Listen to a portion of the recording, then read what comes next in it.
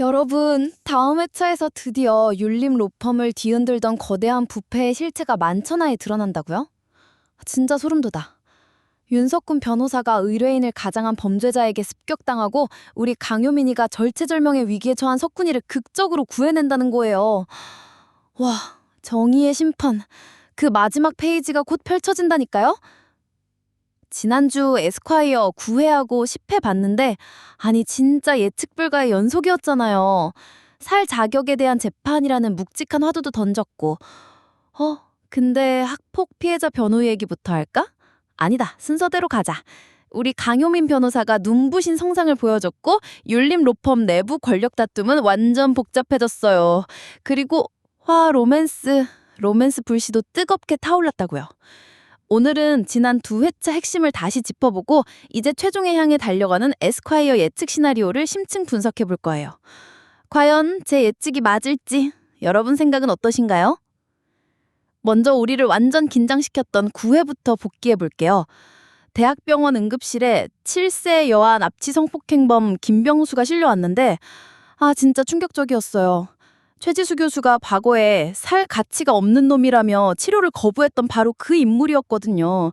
비행기에서 다시 쓰러진 김병수한테 최지수 교수가 응급처치 시도했지만 결국 사망하고 김병수 가족들이 최지수가 과거 치료 거부했다는 걸 빌미로 살인죄로 고소하기에 이른 거예요.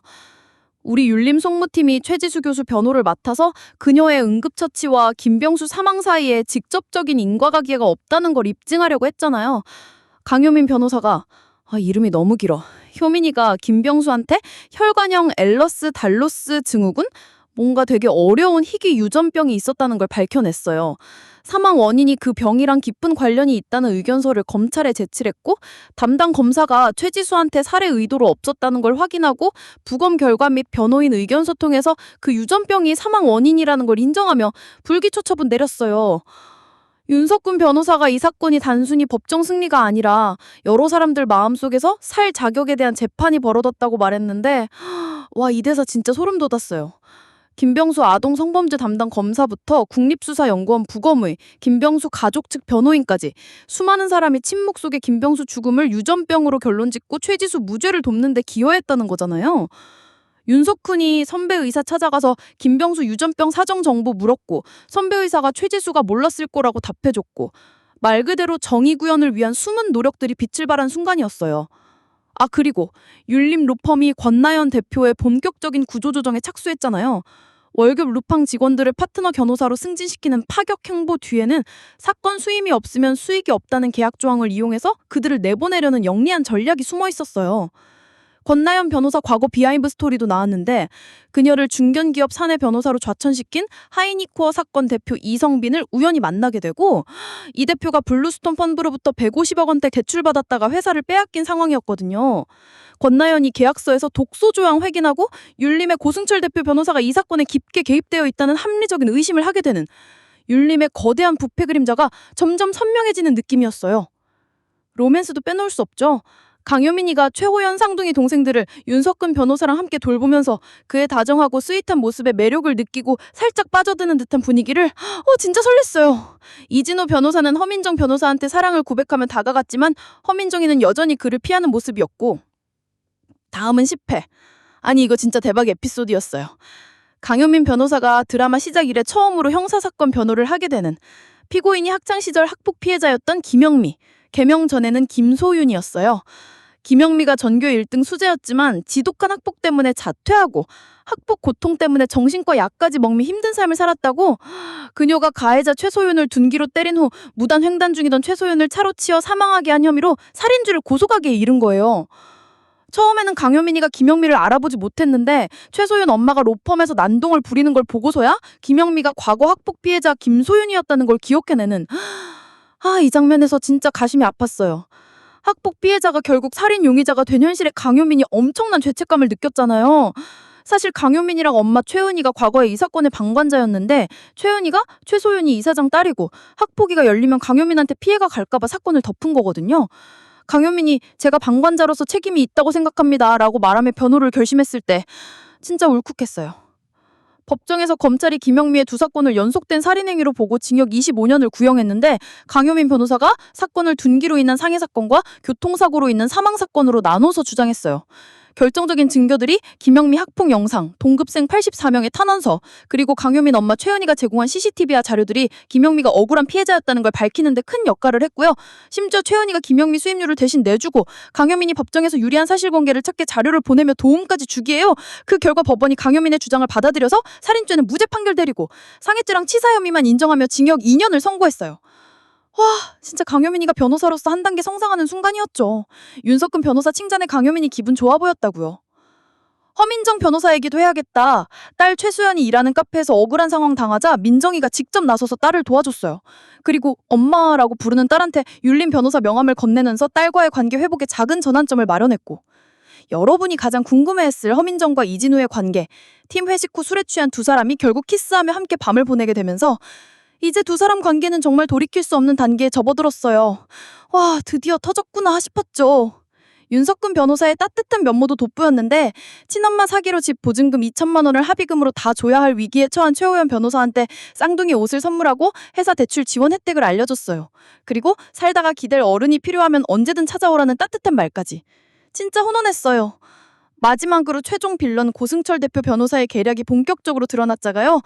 그가 옵탈린과 블루스톤 펀드를 이용해 하이니코어를 인수하며 수백억 원의 배당 이익과 수십억 원의 수임료와 성공 보수를 챙기고 권나연을 대표 자리에 앉혀서 자신의 손에 피를 묻히지 않고 율림 월급 루팡 변호사들을 정리하려.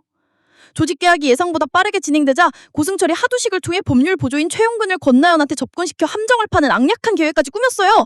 하지만 윤석훈 변호사가 이미 고승철 행동대장 하두식의 수법을 눈치채고 권나연한테 미리 경고했고, 권나연이 최용근과 식사, 술을 마신 후 함께 호텔방으로 향하며 고승철이 판 함정을 역으로 이용해 반격할 가능성을 보여줬어요. 와, 권나연 변호사 역시 만만치 않은 인물. 이제 제가 직접 상상 예쁜 영상을 뭔가 좀 이상한데? 어떻게 설명하지? 최종의 향해 달려가는 에스콰이러가 어떤 결말 보여줄지 그냥 제 뇌피셜인데 완전 틀릴 수도 있어요. 율림 로펌의 최고 권력자 고승철 대표.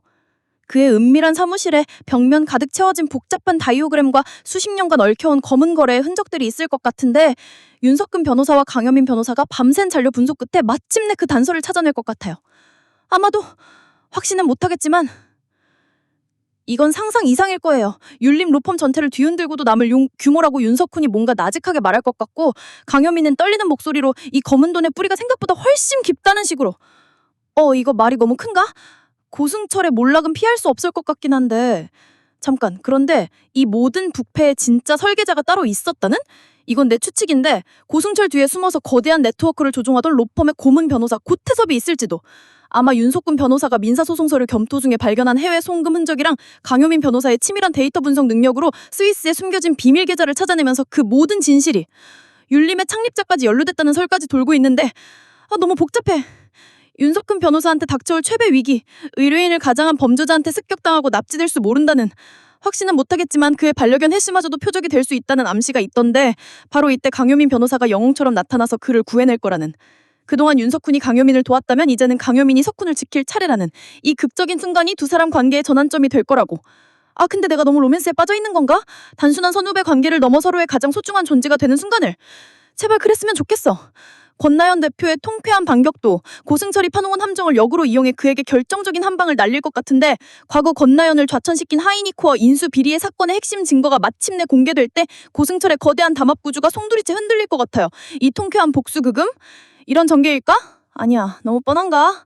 로맨스도 허민정 변호사와 이진호 변호사 관계가 이제 돌이킬 수 없는 단계에 접어들었으니까 혹시 이진호 변호사가 허민정 변호사의 관계를 통해서 우연히 고승철 비리에 대한 중요한 단서를 얻거나 그의 재기발랄함으로 예상치 못한 핵심적인 기여를 할 수도. 이거 내가 너무 상상 과다인가 싶기도 하고. 그리고 가장 가슴 아픈 예측이 강효민의 어머니 최은희 교수 죽음이 단순한 교통사고가 아니란 계획된 살인일 가능성이, 그녀가 연루되었던 제약회사의 비윤리적인 임상시험 비리, 그 거대한 권력의 그림자가 딸에까지. 이거 너무 막장 아닌가? 다시 생각해보니까 말이 안 되는 것 같기도 하고. 헐, 내가 만장 헛소리한 건가? 혹시 최호연 변호사가 단순한 주변 인물로 남지 않고 율림 로펌 핵심 사건에서 이외의 활력을 펼칠까? 약자의 입장에서 접근하기 쉬운 예상치 못한 단서를 제공하며? 아니다, 이것도 너무 억지스러운가? 와, 내가 지금 뭔 소리하고 있는 거지? 율림 로펌의 권력 다툼, 개인의 로맨스, 그리고 거대한 부패의 실체, 이 모든 게 한데 엉켜서 예측 불가능한 결말을 향해 달려가는데 그냥 다음 주 보면 되겠지. 에스콰이어 최종회, 여러분은 어떤 결말을 예측하시나요? 제가 제시한 예측 시나리오들이 얼마나 맞아 떨어질지, 지난번에 내가 완전 킬렸을 것처럼 또 틀릴 수도 있고, 에스콰이어가 맞아갔다지 어떤 반전과 감동을 선사할지 궁금해요. 댓글로 여러분의 기대와 예측 알려주세요. 다음 주까지 어떻게 기다려요, 진짜. 구독, 좋아요, 알림 설정 부탁드려요. 다음 주에 또 만나요.